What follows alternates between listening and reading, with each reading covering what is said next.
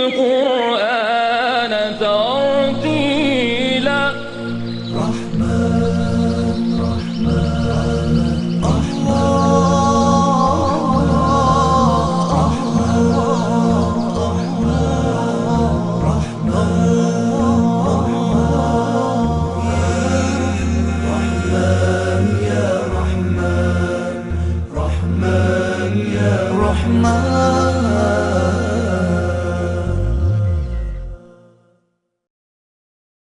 بسم الله الرحمن الرحیم.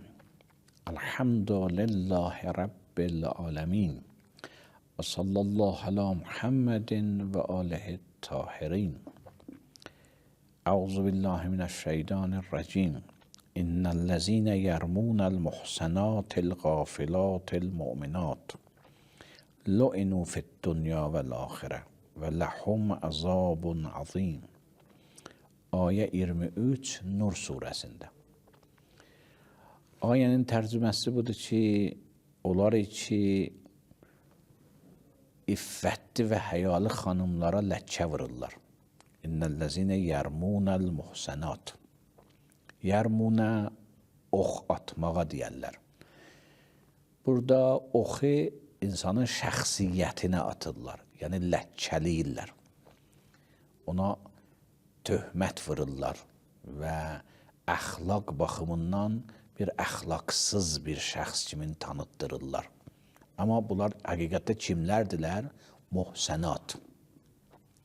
Pak və iffətli xanımlardılar. Əl-qafilat.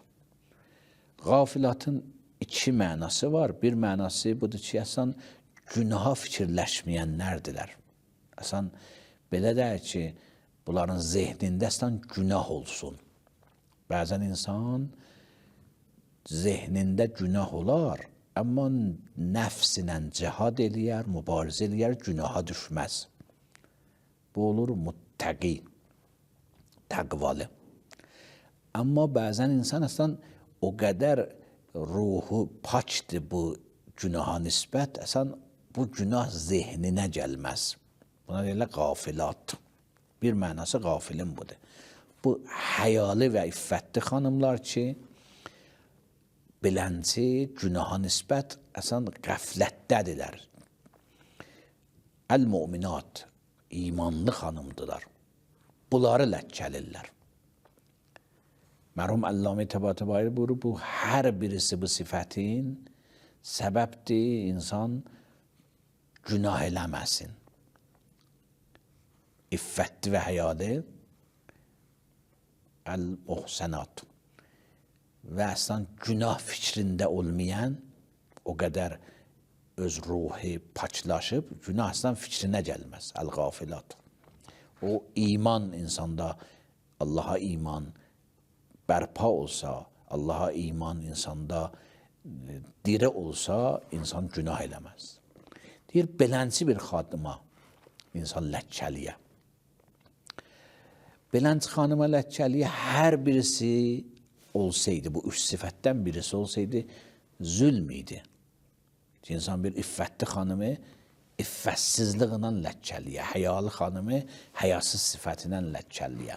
Qafilat, əsən bu günahlar dairəsində deyil, bu günahlar əsən fikrində deyil, onu bu günahına ləkkəliyə. Belənci bir mömin, nə bir xanımı bu günahına ləkkəliyə. Hər birisi olsaydı zülm idi. O şəxs zalim idi, bu məzlum idi. Gör bu üçü bir yerdə yığıla bir xanımda, onu ləkkəliyəsən nə zülm olar? Ona görə Allah-u Teala burada bunu belənci bir işləri görənlər lu'inu fid-dunya vel-axirə. Həm dünyada Allahın lənətinə düşərlər, həm axirətdə. İndi bu mənayı ki elədik, mənası dünyada Allahın lənətinə düşərlər. Haman sözlərdir ki, qabaqçı ayələrdə var idi. Buna qəmçi vurun, qəsf sözü ki dedik, şəhadətini məhkəmələrdə qəbul eləməyin, bu fasiqdir. Bunlar dünya lənətidir.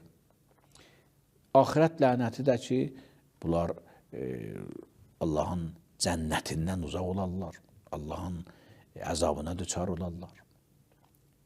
Və ləhum əzabun əzim. özü də bunlara böyük əzab var. Çünki beləncə böyük zülm eləyiblər. Bir budur ki, o kəsi ki, günaha meyli vardı, günah olan yerlərdə, şəraitlərdə yaşayır. Yəni, yaxındır bir günah işə, bunu ləkkələyələr. Orada da insan haqqı yoxdur ləkkələsin. Məqsədim budur ki, misal olaraq. Bir də budur ki, bir insanı ki, bu cür üç sifəti var. Muhsənat, qafilat, mu'minat.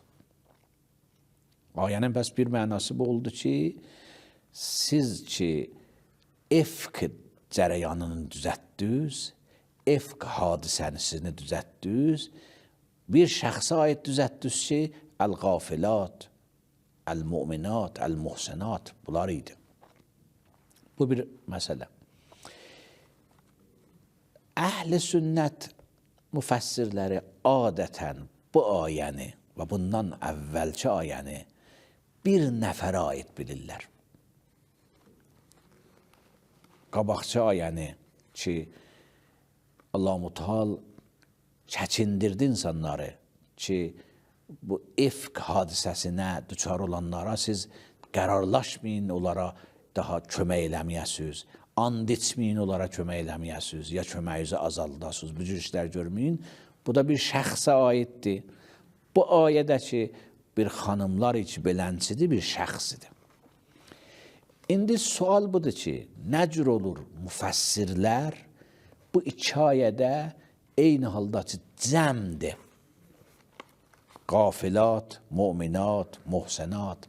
Qabaqçı ayədə eyni halda ki, cəmdir. Allah-u Teala bu, la ya'təli ulul fəzl minkum və səs. İmkanlılar. Hamısı cəmdir. O ayədə cəmdir, bu ayədə cəmdir. Burada ola bilir bir şəxsə aid olsun. Amma o ki, vilayət ayəsində innəmə vəliyyukumullah və rəsulu, sizin vəliyyüz Allahdır, sizin vəliyyüz Rəsulullahdır.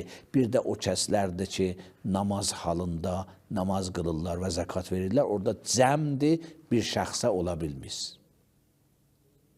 Əgər bir şəxs olmaz ədəbiyyat baxımından, biz deyirik olar. Amma burada niyə haman müfəssirlər o sözlərini Maidə surəsində danışıq sözləri yadlarından çıxıb? Hər halda bu eyni halda ki, şə'n-i nuzulu bir şəxsə də aid olsa, şə'n-i nuzul ayənin genişliyini, umumiliyini qıssatmır. Mümkündür, ayə umumi ola və lakin şəxsi bir nəfər tapıla. Necə ki, o ayədə o kəslər ki, zəkat halında, ruku halında zəkat verirdilər, umumi da ayənin mənası, amma bir şəxs bu işə görübdür. Ayə nazil olunda bir şəxs bu işi görüb. Hər kimlər bu işləri görsəydilər, belənci idi. Ayə qanun olaraq, məsələn, bir nəfər danışır, deyir ki, o kəsləri ki, bu gün sədəqə verəcəklər, ona belənci bir mükafat. Amma ayə umumi idi, amma bir nəfər sədəqə verdi o gün. Bunun mənası, bu da ayənin mənası o bir şəxsidir. Ayənin misdaqı o bir şəxsidir. Ayənin mənası genişdir, amma heç kim bu ayə əməl eləmədi. Hər halda, bu məsələ bir ayənin mənası bu oldu. Ki, sizin zülmünüz bilirsiniz kimədir? Onadır ki, möminə bir xanımdır, əyalı bir xanımdır və bu günahlara nisbət əslən qəflətdə olan bir xanımdır. Bu günahlar əslən fikrinə gəlməyən bir xanımdır. Zülmümüz belənci böyükdür. Ayənin bir mənası budur. Hətmən burada ki, fərq eləyir uslub, qabaqçı ayədə haman söz var idi. Amma uslub bu cür deyildi. Orada bir növ idi ki, uslub bu cür davamında yazıb ki, İlləl-ləzinə tabu və əsləhu. Allahın lənətinə düçar olarlar, məgər olar ki, tövbə eləyələr, məgər olar ki, özlərini islah eləyələr. Burada tövbə bəhsi yoxdur, islah bəhsi yoxdur. Orada da lənət bəhsi vardır. Amma islah bəhsi və tövbə bəhsi burada gəlibdir. Niyə? Nə fərqi vardı ondan bu ayənin? Bəzilər nəzərləri budur ki, o ayələrdə çün o qrup idi ki, allanmışdılar, onlar tez ayıldılar və tövbə elədilər. Amma bu ayə onlar üçündür ki, başçılıq eləydilər, münafiq idilər, qərəzli və ədavət ilə Peyğəmbərə zərbə vurmaq üçün idi. Burada ona görə heç tövbə bəhsi gətirmədi. Siz baxın, günahınızın pisliyinə nə iş istəyirsiniz görəsiniz. Bu bir ayənin bir mənası. Ayənin ikinci mənası budur ki, bu əslən ifk hekayəsinə aid deyil. Efk hekayəsində belənçi oldu ki, Peyğəmbərin xanımlarının birinə töhmət vurdular, ləkkələdilər, amma Allah-u Teala müdafiə elədi. Allah-u Teala ayə nazil elədi və difa elədi. Qutuldu. Deyir, amma aləmdə çoxlu töhmətlər vardı ki, o xanım qəflətdədir, buna bu sözü deyirlər. Qafil daha günaha nisbət qəflət mənası yox ki, birinci məna elədik. Bu xəbərə nisbət qəflətdədir.